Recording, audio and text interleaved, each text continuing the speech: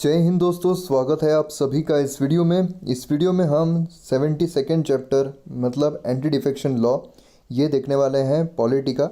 इस वीडियो को आपके सामने प्रेजेंट करूंगा मैं मयूर मोगरे। आप मुझे फेसबुक पर, इंस्टाग्राम पर फॉलो कर सकते हो। आपकी कोई भी क्वेरीज हो तो आप मैसेज कर सकते हो, और अगर आपको PDF चाहिए तो आप टेलीग्राम पर फॉलो कर सकते हो। लिंक सबकी डिस्क्रिप्शन में दी हुई है। और अगर आपको ये वीडियोस पसंद आते हैं तो शेयर भी कीजिए ताकि दूसरों तक भी ये वीडियो पहुँचे। शुरू करते हैं। अब देखिए, एक सिचुएशन हम इमेजिन करते हैं। अब एक सिचुएशन में हम एक इलेक्शन प्रोसेस लेते हैं, लेकिन ये जो इलेक्शन प्रोसेस है, ये जो इलेक्शन है, इसमें जो पॉलिटिशियंस हैं वो यहाँ पर खड़े नहीं हो रहे हैं। एक कोई कॉन्स्टिट्यूएंसी है एक्स नाम की, उसके यहाँ पर इलेक्शंस हो रहे हैं, और यहाँ पर 2 पार्टीज़ हैं। अब वो 2 पार्टीज़ कौन सी है? एक है आम बॉलीवुड पार्टी और दूसरी है आम क्रिकेटर पार्टी। अब ये जो 2 पार्टीज़ हैं, इन दोनों के बीच में इलेक्शंस हुए हैं। अपने अपने जो उम्मीदवार यहाँ पर खड़े किए हैं। अब यहाँ पर आम बॉलीवुड पार्टी इसके 6 मेंबर्स यहाँ पर चुनकर आए हैं, और आम क्रिकेटर पार्टी इसके 5 मेंबर्स यहाँ पर चुनकर आए हैं।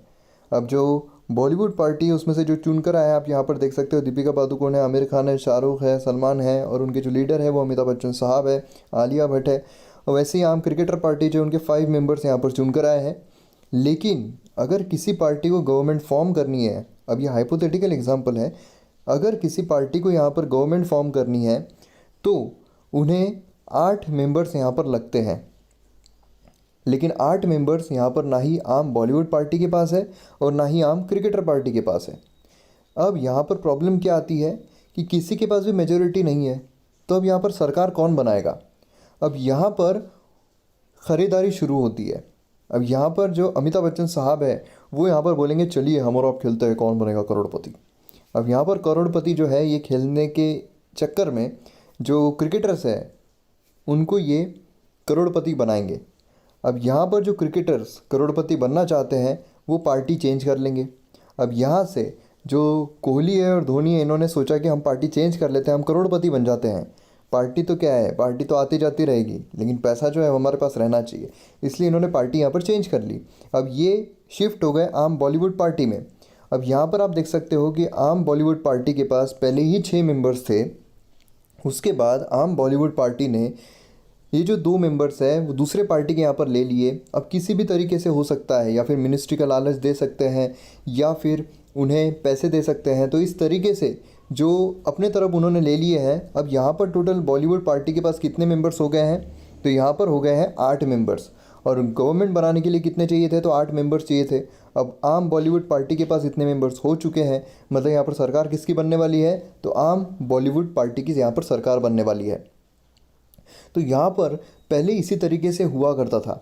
अब जो पॉलिटिशियंस हैं उनका भी खेल इसी तरीके से होता था। जैसे ही किसी को मेजोरिटी नहीं आई है तो यहाँ पर जो ख़रीदारी है वो शुरू हो जाती थी, उसे हॉर्स ट्रेडिंग भी कहते हैं।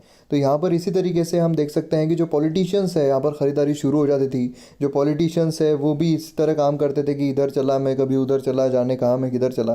तो इस तरीके से वहाँ पर काम होता था। तो अब इस तरीके से काम होने की वजह से काफ़ी जो पॉलिटिशियंस थे, अपनी जो पार्टीज़ थी वो स्टेबल नहीं रहते थे। एक पार्टी से दूसरी पार्टी में जहाँ पैसा मिला वहाँ शिफ्ट हो जाते थे। तो इस वजह से क्या होता था कि वहाँ पर एक स्टेबिलिटी जो है वो हमें देखने को नहीं मिलती थी। काफ़ी प्रॉब्लम्स यहाँ पर क्रिएट हो रहे थे। तो इसलिए यहाँ पर हमने एंटी डिफेक्शन लॉ जो है वो लेकर आए। अब आपको जो रीज़न है वो समझ में आ गया होगा कि बेसिकली होता क्या था।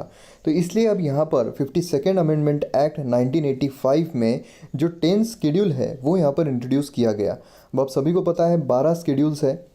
अब उसमें से जो 10 शेड्यूल है ये 52nd अमेंडमेंट एक्ट 1985 को ऐड किया गया। अब ये 10 शेड्यूल में डिसक्वालिफिकेशन का प्रोविज़न यहाँ पर लाया गया। अब डिसक्वालिफिकेशन का प्रोविज़न मतलब क्या है कि जो मेंबर्स ऑफ पार्लियामेंट है, ये जो मेंबर्स ऑफ पार्लियामेंट है वो भी यहाँ पर डिसक्वालीफाई हो सकते हैं, या फिर जो स्टेट लेजिस्लेचर है वो भी यहाँ पर डिसक्वालीफाई हो सकते हैं। मतलब डिसक्वालिफिकेशन ऐसा अगर बोलेंगे कि सिर्फ MP के लिए है तो गलत रहेगा, सिर्फ स्टेट लेजिस्लेचर के लिए है तो गलत रहेगा, दोनों के लिए यहाँ पर है, फिर वो मेंबर ऑफ पार्लियामेंट हो या MLA हो। उसी के साथ साथ कौन से ग्राउंड पर? तो डिफेक्शन की ग्राउंड पर। अब डिफेक्शन का ग्राउंड मतलब क्या है कि एक पार्टी से दूसरे पार्टी की तरफ शिफ्ट हो जाना। अब वो किसी भी वजह से हो सकता है, किसी भी लालच से हो सकता है। अब और मैं एग्जांपल लेते हैं, यहाँ पर मोदी जी जो है वो है BJP की तरफ से, तो यहाँ पर अगर बीजेपी की तरफ से वो है लेकिन कांग्रेस ने उन्हें कुछ अच्छा ऑफर दिया, कुछ अच्छी चीज़ बताई, तो हो सकता है कि जो मोदी जी है वो भी बोलेंगे मित्रों मैं चला तो यहाँ पर मोदी जी भी जो है वो शिफ्ट हो सकते हैं।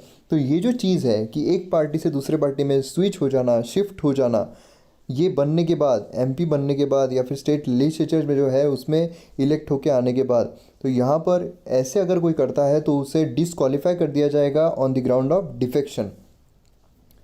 ये है एंटी डिफेक्शन लॉ। अब देखिए कुछ ऐसी चीज़ भी होती है जो पहले नहीं थी। अब कौन सी चीज़ हो सकती है कि यहाँ पर बीजेपी जो है, बीजेपी में काफ़ी मेंबर्स हैं। अब यहाँ पर एग्जांपल के थ्रू हम समझते हैं, हाइपोथेटिकल एग्जांपल। अब यहाँ पर क्या होगा, यहाँ पर आधी जो बीजेपी है वो अगर स्प्लिट हो जाती है, तो यहाँ पर अगर स्प्लिट होते हैं तो यहाँ पर ये जो लोग हैं क्या वो डिस्क्वालीफाई होंगे? तो यहाँ पर पहले क्या था कि पहले ये डिस्क्वालीफाई नहीं होते थे, क्योंकि अगर पार्टी में स्प्लिट होता है तो वो डिस्क्वालीफाई नहीं होते थे। लेकिन यहाँ पर अब वो डिस्क्वालीफाई होंगे। अब ये कब ऐड किया गया? तो 91st अमेंडमेंट एक्ट 2003 में ये जो एक प्रोविज़न था कि स्प्लिट होने पर डिस्क्वालीफाई नहीं किया जाएगा, डिफेक्शन नहीं लगेगा, वो डिलीट कर दिया गया था, वो हटा दिया गया था। तो इसलिए अब यहाँ पर जो डिफेक्शन है उसके तहत यहाँ पर डिस्क्वालीफाई किए जाएंगे। ये बहुत इंपॉर्टेंट चीज़ है। अब यहाँ पर डिसक्वालिफिकेशन जो है वो किस तरीके से हो सकते हैं, जो प्रोविजंस दिए हुए एक्ट में वो हम यहाँ पर जानने की कोशिश करते हैं कि डिसक्वालिफिकेशन किस बेसिस पर हो सकते हैं। मतलब जो एमएलए है या फिर जो एमपी है वो ऐसा क्या करेंगे जिससे वो डिफेक्शन के इस पर डिसक्वालीफाई कर दिए जाएंगे। तो सबसे पहली चीज़ आती है कि voluntarily gives up his membership of such political party. अब कोई पॉलिटिकल पार्टी में है, जैसे राहुल गांधी साहब जो है वो पॉलिटिकल पार्टी में है, कांग्रेस में है।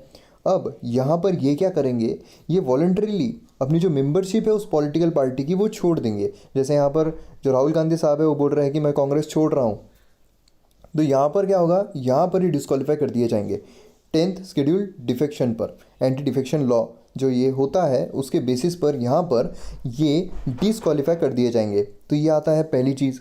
और उसी में दूसरी चीज़ क्या होगी कि अगर कोई पार्टी ने यहाँ पर बताया है कि आपको ये बिल पर इस तरीके से वोट करना है या फिर इस चीज़ के लिए वोट करना है, जो भी डायरेक्शन जो है पार्टी देती है, लेकिन अगर कोई मेंबर है, अगर वो पार्टी के अगेंस्ट में जाकर कोई काम करता है, पार्टी ने जो डायरेक्शंस दी है उसके विपरीत जगह अगर कोई काम करता है विदाउट उनकी परमिशन, तो वहाँ पर भी वो डिस्क्वालीफाई कर दिए जाएंगे डिफेक्शन के इसमें। जैसे अगर जो राहुल गांधी साहब है वो बोल रहे हैं कि भले ही मैं कांग्रेस में हूँ लेकिन मैं बीजेपी को वोट दूंगा। मतलब क्या है, यहाँ पर जो व्हिप निकाला है जो कांग्रेस पार्टी ने, वो क्या बोल रही है कि आपको कांग्रेस जो लॉ ला रही है उस पर आपको वोटिंग देनी है। लेकिन यहाँ पर अगर राहुल गांधी साहब जो है वो अगेंस्ट में जाकर दूसरे पार्टी को वोट देते हैं, उनके डायरेक्शंस के अगेंस्ट में जाते हैं, तो यहाँ पर भी डिस्क्वालीफाई कर दिए जाएंगे। उसके बाद आते हैं हम इंडिपेंडेंट मेंबर्स के पास। अब देखिए कोई कोई होते हैं जो पार्टी से इलेक्ट होकर नहीं आते, इंडिपेंडेंटली इलेक्ट होकर आते हैं, उनका इतना वर्चस्व होता है कि वो इंडिपेंडेंटली भी इलेक्ट होकर आ सकते हैं। तो यहाँ पर अगर कोई मेंबर्स है जो इंडिपेंडेंटली यहाँ पर इलेक्ट होकर आए हैं, अगर उन्होंने कोई पॉलिटिकल पार्टी यहाँ पर ज्वाइन की, तो यहाँ पर क्या होगा हम जानने की कोशिश करते हैं। अब देखिए कोई इंडिपेंडेंट है, ना ही बीजेपी का है, ना ही कांग्रेस का है, ना ही किसी पॉलिटिकल पार्टी का है, वो इंडिपेंडेंटली यहाँ पर चुनकर आया है। अब वहाँ पर ऐसी सिचुएशन में अगर वो किसी पॉलिटिकल पार्टी को ज्वाइन करते हैं तो क्या ये डिफेक्शन लॉ उन पर लागू होगा? तो अब यहाँ पर एग्जांपल लेते हैं हम। अब ये जो है ये एमपी यहाँ पर बनी है और इन्होंने कोई पॉलिटिकल पार्टी से इलेक्शन लड़ा नहीं है, इंडिपेंडेंटली, इनमें इतना ये ताकत है कि इनको लोग वोट करेंगे ही। तो यहाँ पर ये इंडिपेंडेंटली यहाँ पर इलेक्ट होकर आई है। लेकिन यहाँ पर इन्होंने बीजेपी को अगर ज्वाइन कर लिया तो क्या ये डिस्क्वालीफाई होगी? तो जी हाँ, ये डिस्क्वालीफाई हो जाएगी डिफेक्शन लॉ के तहत। तो इस तरीके से हम देख सकते हैं कि अगर इंडिपेंडेंट मेंबर भी अगर कोई पॉलिटिकल पार्टी को ज्वाइन करता है तो यहाँ पर वो डिस्क्वालीफाई कर दिया जाएगा। नेक्स्ट हम आते हैं जो नॉमिनेटेड मेंबर्स होते हैं। अब नॉमिनेटेड मेंबर जो है उनके बारे में यहाँ पर क्या बोलना है ये हम यहाँ पर जानते हैं। तो यहाँ पर जो नॉमिनेटेड मेंबर्स होते हैं वो 6 महीने के अंदर अंदर, जब वो नॉमिनेट किए गए हैं उसके 6 महीनों के अंदर अंदर अगर वो किसी पॉलिटिकल पार्टी को ज्वाइन करते हैं तो वो डिस्क्वालीफाई नहीं होंगे। लेकिन अगर 6 महीनों के बाद अगर कोई पॉलिटिकल पार्टी को ज्वाइन करते हैं तो डिस्क्वालीफाई कर दिए जाएंगे। बहुत इंपॉर्टेंट है, एग्जाम्पल के थ्रू समझते हैं। अब देखिए ये जो मोहतरमा है ये नॉमिनेटेड मेंबर है, इन्हें नॉमिनेट कर दिया गया। अब जब इन्हें नॉमिनेट किया गया है उसके बाद अगर ये बीजेपी को ज्वाइन करती है 6 महीनों के बाद, नॉमिनेशन जब इनका हुआ था उसके 6 महीनों के बाद अगर वो बीजेपी ज्वाइन करती है तो डिसक्वालीफाई कर दी जाएगी डिफेक्शन लॉ के तहत। लेकिन अगर उससे पहले 6 महीनों के पहले अगर वो ज्वाइन करती है तो डिसक्वालीफाई नहीं की जाएगी।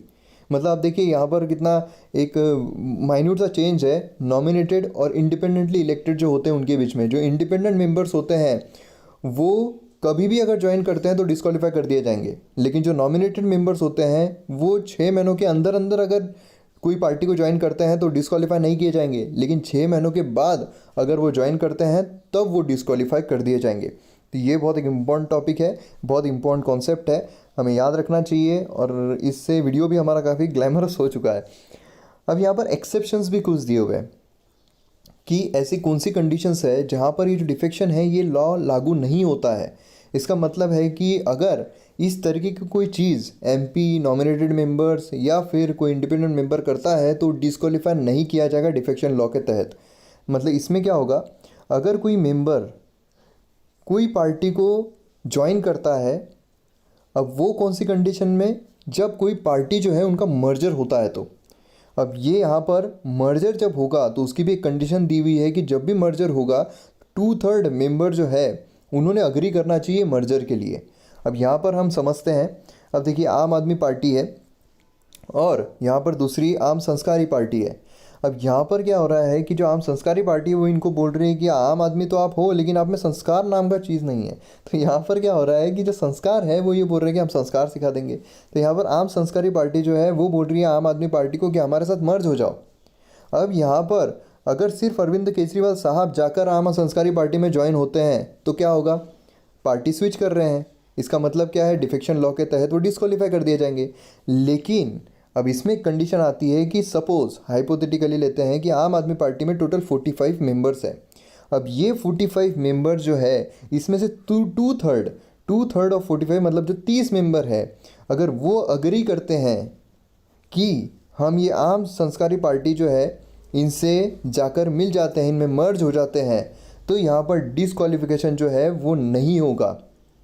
मतलब देखिए कितनी इंपॉर्टेंट चीज़ है कि अगर अकेले केजरीवाल साहब अगर बोलते हैं कि मैं आम संस्कारी पार्टी में जा रहा हूँ, वहाँ मैं अपने आप को मर्ज कर रहा हूँ, तो वो डिस्क्वालीफाई कर दिए जाएंगे। लेकिन अगर 2/3 जितनी पार्टी है, 2/3 ऑफ टोटल मेंबर्स जितने हैं मेंबर्स उसके 2/3 मतलब 30 मेंबर्स अगर अग्री करते हैं कि ठीक है हम मर्ज करते हैं, तो वहाँ पर वो डिस्क्वालीफाई नहीं किए जाएंगे। तो ये बहुत एक इम्पॉर्टेंट चीज़ यहाँ पर निकल कर आती है।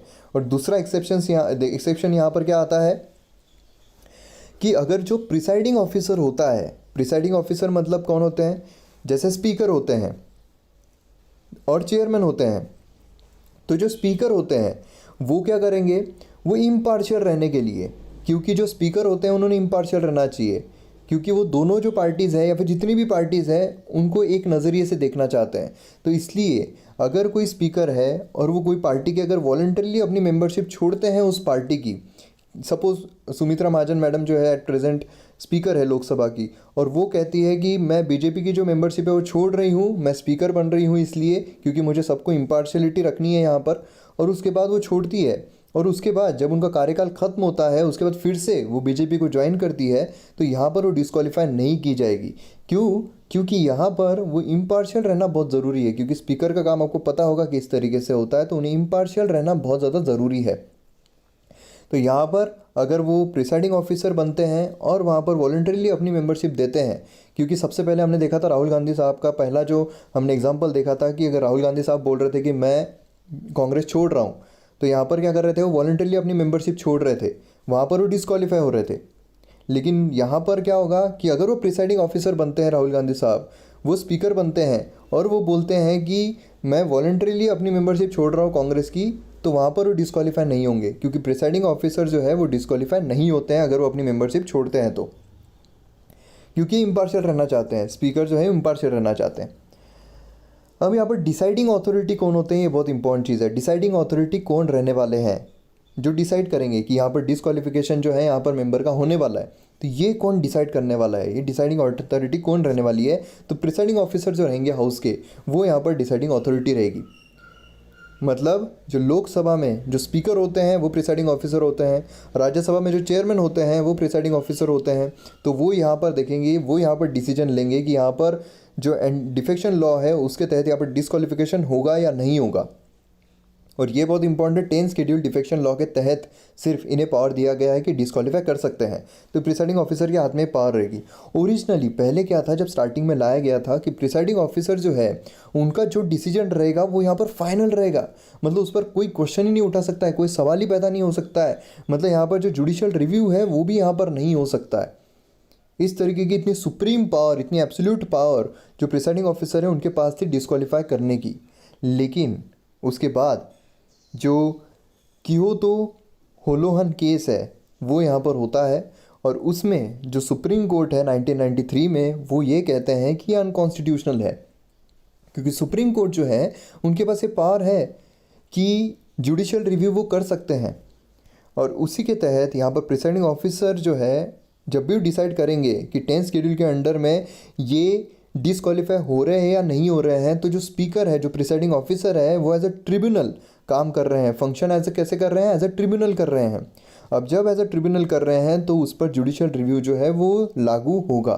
तो इसलिए अब पहले जो है इस तरीके से था कि अगर जो सुमित्रा महाजन मैडम है अगर वो बोलती है कि डिस्क्वालीफाई हो गए हैं, राहुल गांधी साहब डिस्क्वालीफाई हो गए डिफेक्शन लॉ के तहत, तो उस पर कोई क्वेश्चन नहीं उठा सकता था, कोई जुडिशियल रिव्यू नहीं था। लेकिन अब 1993 के बाद कियोतो होलोहन केस के बाद इसमें जुडिशियल रिव्यू जो है वो लागू कर दिया गया है। अब रूल मेकिंग पावर किसके पास है, तो प्रिसाइडिंग ऑफिसर जो होते हैं हाउस के, उनके पास यहाँ पर रूल मेकिंग पावर होती है। जितने भी रूल हैं वो हाउस के पास प्लेस किए जाते हैं 30 दिनों के बाद। फिर उसके बाद हाउस जो है, हाउस ये इसे अप्रूव भी कर सकते हैं या फिर रिजेक्ट भी कर सकते हैं। अब यहाँ पर can take defection case only when receive written complaint from members of the house. ये बहुत इंपॉर्टेंट चीज़ है। जो प्रिसाइडिंग ऑफिसर होते हैं वो डिफेक्शन का केस तभी ले सकते हैं जब उनके पास रिटन कंप्लेंट आएगी किसी मेंबर ऑफ हाउस की। तो ये बहुत एक इंपॉर्टेंट चीज़ है, खुद ही मन से नहीं बोल सकते हैं कि डिस्क्वालीफाई, ऐसा नहीं हो सकता है। तो ये रिटन कंप्लेंट आनी चाहिए उनके पास। और जिनके अगेंस्ट में रिटर्न कंप्लेंट आई है उनको ये एक मोहलत भी दी जाएगी, सहूलत भी दी जाएगी कि आप जो भी क्लेरिफिकेशन है वो आप दे सकते हो, चांस दिया जाएगा कि आप क्लेरिफिकेशन यहाँ पर दे सकते हो। उसके बाद डिसीजन होगा कि उनको डिस्क्वालीफाई करना चाहिए या नहीं करना चाहिए। तो ये भी एक बहुत इंपॉर्टेंट कॉन्सेप्ट है, बहुत इंपॉर्टेंट चीज़ है। अब यहाँ पर इवोल्यूशन देखते हैं, हम इवैल्यूएशन देखते हैं इस एक्ट का। तो कुछ एडवांटेजेस यहाँ पर है और कुछ डिसएडवांटेजेस भी यहाँ पर है। तो एडवांटेजेस हम सबसे पहले यहाँ पर देखते हैं कि यहाँ पर स्टेबिलिटी बहुत अच्छे से रहेगी। कोई भी पॉलिटिकल बॉडी रहेगी तो उसमें स्टेबिलिटी यहाँ पर हमें देखने को मिलेगी। जैसे हमने स्टार्टिंग में देखा था, जो हमने क्रिकेटर्स और जो बॉलीवुड स्टार्स हैं उनका जब हमने पार्टी देखी थी तो हमने देखा था कि फटाफट खेल खेल में कौन बना है करोड़पति में पार्टी इधर की उधर हो जा रही थी। तो इस वजह से क्या होता था, बहुत अनस्टेबिलिटी रहेगी। लेकिन अब यहाँ पर डिफेक्शन लॉ लेकर आ गए तो जो धोनी और कोहली है यहाँ पर पार्टी स्विच नहीं कर सकते। अगर वो स्विच भी कर सकते हैं तो डिस्क्वालीफाई कर दिए जाएंगे। तो इसलिए अब वो स्विच नहीं करेंगे, मतलब एक पार्टी को स्टिक रहेंगे। तो इसलिए हम यहाँ पर बोल सकते हैं कि स्टेबिलिटी जो है यहाँ पर बरकरार रह सकती है। उसी के साथ साथ यहाँ पर जो भी मर्जर होगा उसमें भी यहाँ पर पार्टी जो है एक डेमोक्रेटिक रियलमेंट रहेगी यहाँ पर, तो उससे भी काफ़ी ज़्यादा अच्छी चीज़ें यहाँ पर हो सकती है। और जो करप्शन है वो काफ़ी रिड्यूस हो सकता है। जैसा हमने देखा था कि जो अमिताभ बच्चन साहब है वो कौन नया करोड़पति खेल रहे थे, मतलब वो जो क्रिकेटर्स हैं उन्हें करोड़पति बना दिया था उन्होंने, और बदले में कुछ मिनिस्ट्री वगैरह दे देते थे। और उसी के साथ हम देख सकते हैं कि काफ़ी कुछ प्रॉब्लम्स, अनस्टेबिलिटी यहाँ पर क्रिएट होती थी और करप्शन यहाँ पर बहुत ज़्यादा इंक्रीज़ होता था, क्योंकि जब भी पैसे देना है तो ब्लैक मनी देंगे। तो इसलिए यहाँ पर जो करप्शन है, अब जब वहाँ पर वो स्विच ही नहीं करेंगे, इधर चला उधर चला नहीं करेंगे, तो यहाँ पर करप्शन जो है वो भी काफ़ी कम हो सकता है। और उसी के साथ पहली बार क्लियर कट कॉन्स्टिट्यूशनल रिकॉग्नाइजेशन जो है इसे मिला है। मतलब हम बोल सकते हैं कि जो पॉलिटिकल पार्टीज़ है उनको यहाँ पर हम एक प्रॉपर तरीके से हम बोल सकते हैं कि एक रिकॉग्नाइजेशन जब मिलता है, कहीं लिखा हुआ होता है, तो काफ़ी एक अच्छी चीज़ होती है बताने के लिए भी। तो ये सारी चीज़ें हमें एडवांटेजेस जो है यहाँ पर देखने को मिलते हैं, और कुछ डिसएडवांटेजेस भी हमें यहाँ पर देखने को मिलते हैं। एक प्रॉपर डिसेंट होती है और डिफेक्शन होता है। देखिए डिसेंट होती है मतलब कि सिर्फ ऐसा ज़रूरी तो नहीं है ना कि जो धोनी है या फिर जो कोहली है वो सिर्फ पैसों के लिए ही बॉलीवुड पार्टी में जा रहे हो। मतलब विराट कोहली को अगर एक्टिंग करनी हो तो वो मन से भी जा सकते हैं, खुद के डिसेंट से भी जा सकते हैं कि नहीं मुझे एक्टिंग करनी है। या फिर जो शाहरुख खान है वो बोलेंगे कि मुझे अपने मन से क्रिकेट जो है वो खेलना है। तो इस तरीके से भी हो सकता है। ज़रूरी नहीं है कि जब कोहली को पैसे दिए जाए तभी वो एक्टिंग करे, या फिर ज़रूरी नहीं है शाहरुख खान को पैसे दिए जाए तभी वो क्रिकेट खेले। तो इस तरीके से स्विच तो कर सकते हैं अपने मन से भी। तो यहाँ पर ये जो डिफ्रेंसिएशन है कि डिसेंट का और डिफेक्शन का, कौन अपने मन से पार्टी स्विच करना चाहता है और कौन पैसों के लिए स्विच कर रहा है, ये यहाँ पर डिफ्रेंशिएट नहीं किया गया है। मतलब यहाँ पर अगर किसी बंदे को खुद होकर खुद के मन से अगर पार्टी स्विच करनी है तो वो यहाँ पर डिस्क्वालीफाई कर दिया जाएगा। तो ये जो डिफ्रेंशिएशन है ये प्रॉपर तरीके से नहीं दिया हुआ है। दूसरी चीज़ हमें यहाँ पर देखने को मिलती है कि इंडिविजुअल डिफेक्शन और ग्रुप डिफेक्शन यहाँ पर काफ़ी इरेशनल टाइप से दिया हुआ है। मतलब देखिए, अगर आप देखोगे तो अकेला इंसान जो है, जो हमने केजरीवाल साहब का एग्जांपल देखा था और संस्कारी पार्टी का देखा था, तो केजरीवाल साहब जो है अकेले संस्कारी पार्टी में जाके मर्ज नहीं हो सकते हैं, लेकिन वहाँ पर 2/3 अगर है तो वो मर्ज हो सकते हैं। मतलब कि अगर आप अकेले जाकर किसी का खून करते हो तो वो आपको सज़ा होगी, लेकिन अगर आप झुंड में जाकर ग्रुप में जाकर करते हो तो आपको सज़ा नहीं होगी। तो इस तरीके से यहाँ पर जो है इंडिविजुअल डिफेक्शन और ग्रुप का डिफेक्शन जो है ये भी काफ़ी इरेशनल हमें देखने को मिलता है। उसी के साथ साथ यहाँ पर जो it does not provide for the expulsion of the legislator from his party for his activities outside the legislature.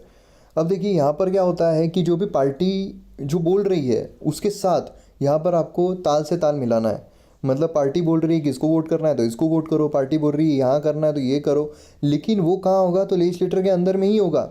बाहर अगर वो पार्टी के अगेंस्ट में भी बोलते हैं तो भी वहाँ पर किसी को कुछ डिस्क्वालीफाई नहीं किया जाएगा।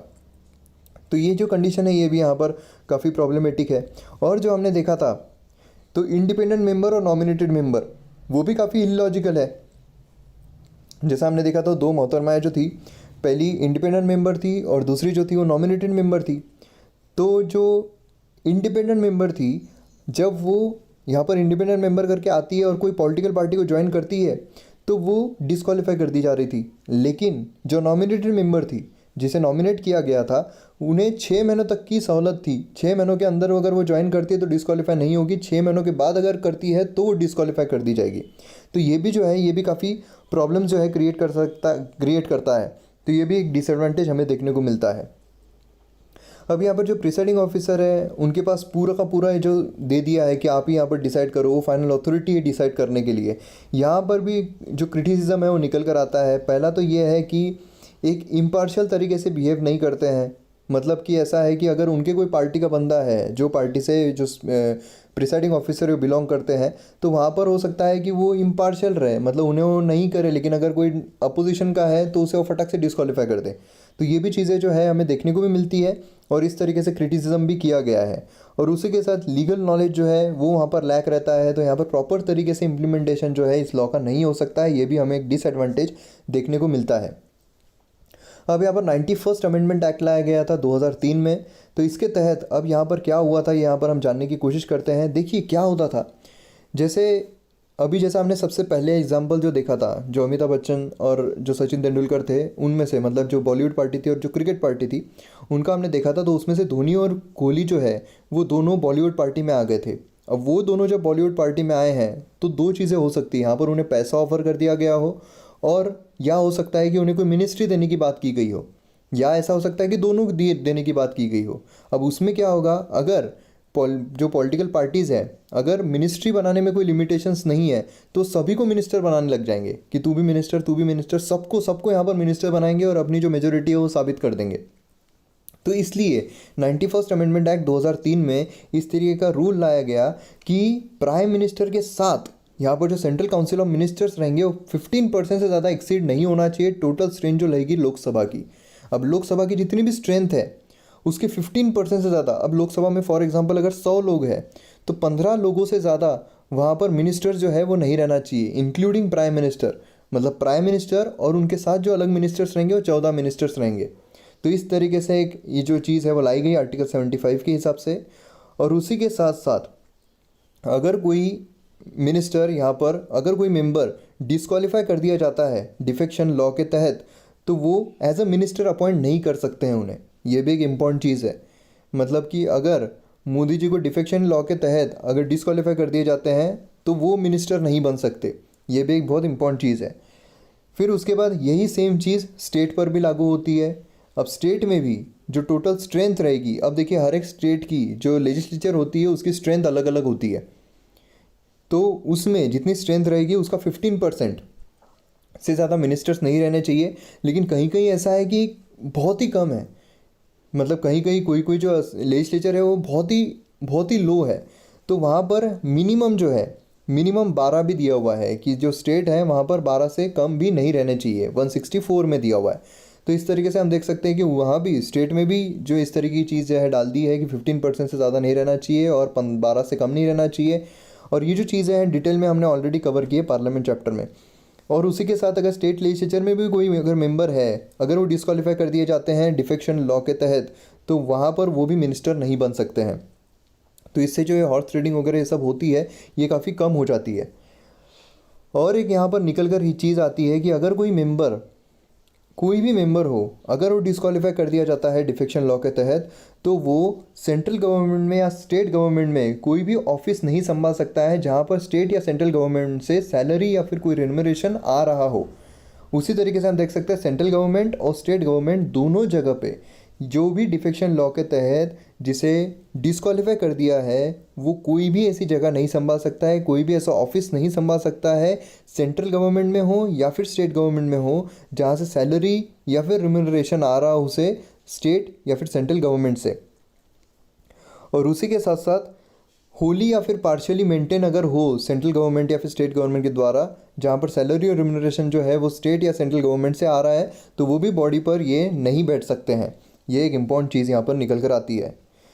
अब जो प्रोविज़न है 10 शेड्यूल में, मतलब एंटी डिफेक्शन लॉ में, pertaining to the exemption from disqualification in the case of split by 1/3 member of legislature party। अब देखिए पहले क्या था, पहले इजाज़त थी, जो हमने स्प्लिट देखा था, पहले हमने देखा था, देखिए दूसरी जो स्लाइड थी, दूसरी जो पीपीटी थी उसमें हमने देखा था कि अगर बीजेपी में स्प्लिटिंग हो जाती है तो पहले ऐसा था कि 1/3 मेंबर अगर स्प्लिट करते हैं तो वो निकल सकते हैं, डिस्क्वालीफाई नहीं होंगे। लेकिन ये जो प्रोविज़न है ये प्रोविज़न डिलीट कर दिया गया था, ये एक्ट के तहत 91st अमेंडमेंट एक्ट के तहत ये डिलीट कर दिया गया था। अब इसका मतलब क्या है, जो डिफेक्टर्स है have no more protection on the grounds of split, अगर स्प्लिट भी होता है तो भी डिस्क्वालीफाई कर दिए जाएंगे। ये हमने ऑलरेडी कवर कर लिया है। तो इस तरीके से हम देख सकते हैं ये जो पूरा चैप्टर है यहाँ पर ख़त्म होता है। उम्मीद करता हूँ आपको वीडियो पसंद आया होगा, शेयर ज़रूर कीजिए, सब्सक्राइब कीजिए। मिलते हैं अगले वीडियो में। जय हिंद।